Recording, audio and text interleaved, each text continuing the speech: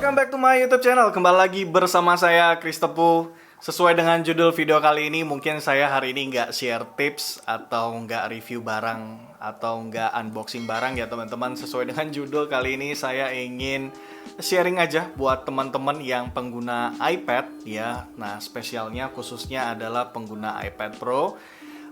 Beberapa waktu lalu saya baru aja liburan ya dari Puncak, dan seperti yang kalian tahu ini adalah musim hujan ya. Di bulan Desember ini curah hujan terutama di Puncak itu cukup tinggi gitu ya, Puncak Bogor. Nah, kemarin waktu saya pulang, saya taruh seperti biasa iPad saya di tas, dan di tas itu saya sudah kasih cover teman-teman. Sudah kasih cover pelindung dari hujan. Tapi apalah daya, karena memang pada saat itu saya sedang mengendarai motor ya, jadi bawa motor turun dari puncak gitu ya. Nah, memang saat itu keadaan hujan cukup lebat. Tapi seperti biasa sebenarnya saya sudah sering banget taruh iPad saya di dalam tas. Tasnya saya kasih cover, bahkan iPadnya saya kasih case, saya kasih pelindung juga. Tapi apalah daya, karena mungkin curah hujan yang cukup tinggi ya teman-teman ya pada saat itu. Dan iPad Pro saya masuk air. Jadi saya sudah cari-cari di YouTube caranya bagaimana untuk mengatasi air yang masuk ke dalam iPad. Memang nggak ada teman-teman di YouTube, hanya ada untuk iPhone ya teman-teman. Dan setelah cari-cari nggak ketemu juga ya, saya cari juga di Google nggak ketemu. Nah, kemudian akhirnya saya mencoba untuk klaim garansi saya ya. Waktu itu saya mencoba ke iBox juga ya, saya mencoba di salah satu iBox di Jakarta, karena memang cuma bisa di Jakarta teman-teman. Jadi waktu itu saya sedang di Puncak dan saya pergi ke Bogor ya untuk cari tahu apakah ini bisa dibantu gitu ya. Nah, pada saat di Bogor di iBox menyatakan bahwa hanya ada di Jakarta untuk service center gitu ya. Dan itu mengejutkan saya, bagaimana dengan orang-orang yang ada di luar Jakarta gitu. Kalau mereka ngeklaim garansi mereka, berarti mereka juga harus datang ke Jakarta ya. Dan saat itu saya pergi ke Botani Square dan di sana ada iColor gitu ya. Pada saat pergi ke iColor menyarankan saya untuk berusaha dulu mengklaim garansi. Karena dari iColor sendiri menyatakan bahwa iPad saya ini perlu diganti LCD. Ya, dan LCD-nya teman-teman harganya hampir 6 juta rupiah. Harganya mahal teman-teman untuk mengganti LCD iPad Pro yang 11 inch ya teman-teman. Dan iPad Pro saya ini ternyata generasi yang ketiga. Kalau di iBox itu baru ada yang generasi kedua. Jadi untuk harganya sendiri di iBox mereka belum tahu harga finalnya itu berapa. Ya, ini spesial untuk iBox yang saya pergi ya teman-teman ya. Dan ketika saya juga pergi ke iBox ya, mereka juga menyatakan bahwa garansi tidak bisa diklaim karena ini adalah murni kecerobohan dari si pengguna ya. Memang saya juga merasa bahwa ini adalah kecerobohan dari saya. Nah, saat itu saya bertanya mengenai solusi apa yang bisa ditawarkan oleh iBox untuk masalah yang saya alami di iPad Pro saya. Mereka menyarankan untuk melakukan saya lupa ya namanya, tapi seperti trade-in atau tuker tambah gitu ya. Tapi tuker tambahnya itu seperti nggak dihargai sih menurut saya teman-teman. Kenapa? Karena iPad kita itu dihargai murah sekali, dan kita mesti ganti dengan iPad Pro yang terbaru ya, iPad Pro yang terbaru dengan unit yang terbaru. Karena untuk iPad Pro, for your information teman-teman, mereka tidak berani mengganti part yang ada di dalam. Jadi kalau misalnya ada klaim garansi, pasti mereka akan kasih unit yang baru khusus untuk iPad. Nah, saat itu yang mereka tawarkan adalah trade-in ya, atau seperti tukar tambah, cuman untuk unit kita yang lama ini dihargai sangat murah sekali, dan kita harus membayar ya, kalau saya hitung-hitung saat itu harganya hampir sama dengan iPad Pro yang baru. Dan mereka hanya kasih unit saja, jadi tidak sama box, tidak sama aksesoris dan segala macam. Jadi hanya unit ganti unit. Nah, saat itu saya mendengar informasi yang begitu berat ya buat saya, tentu membuat saya juga akhirnya memutuskan untuk tidak trade-in atau tidak service di iBox gitu ya. Karena mereka juga tidak menawarkan untuk service. Tidak ada solusi untuk service bagi iPad ya, karena mereka harus ganti unit yang baru kalau misalnya ada orang klaim garansi.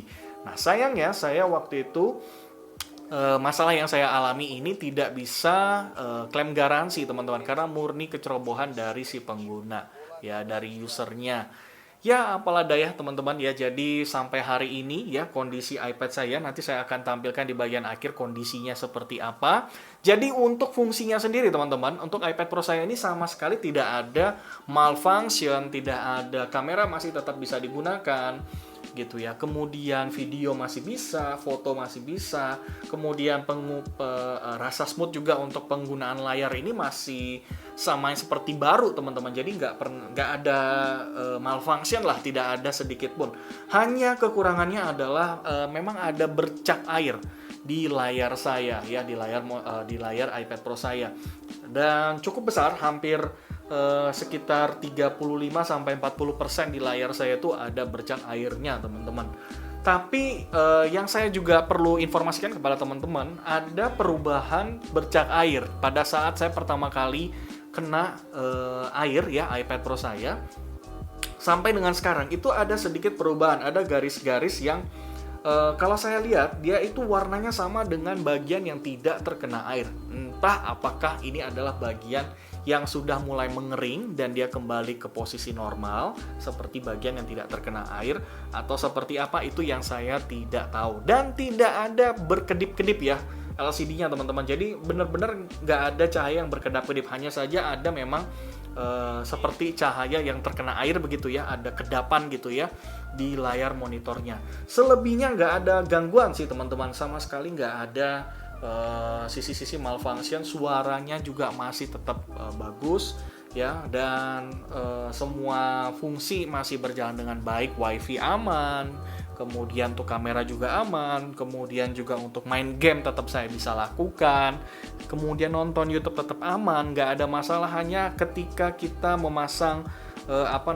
memasang background warna putih atau warna putih teman-teman, terutama itu akan ketara banget warna mana yang terkena oleh cairan atau terkena oleh air ya di monitor saya. Tapi selebihnya nggak ada gangguan teman-teman, sama sekali berjalan dengan baik ya.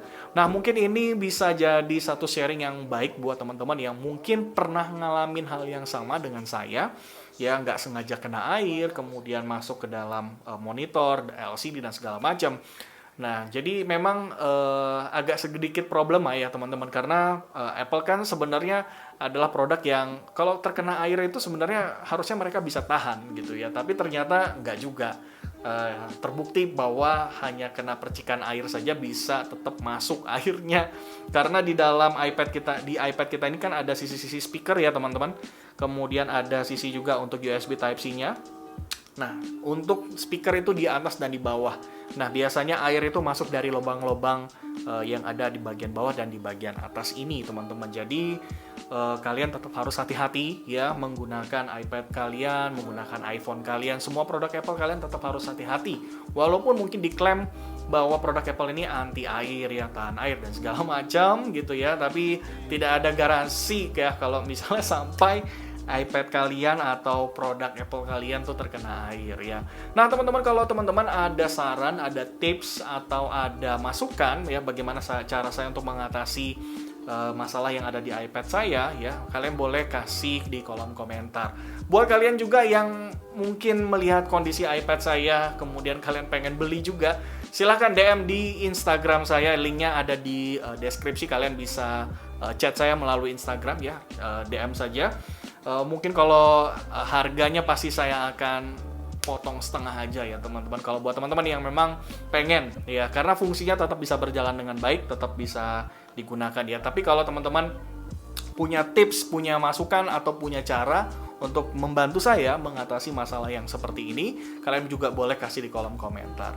Terima kasih teman-teman, ini sharing dari saya. Mudah-mudahan ini bisa menjadi satu referensi atau satu masukan juga buat kalian untuk lebih berhati-hati lagi dalam menggunakan produk-produk Apple kalian. Terima kasih teman-teman yang sudah nonton video ini dari awal sampai dengan akhir. Jangan lupa subscribe, kasih like video ini kalau kalian suka dengan video ini, dan nyalakan lonceng notifikasi supaya kalian selalu dapat updatean yang terbaru dari saya. Saya Chris Tepu, sampai jumpa.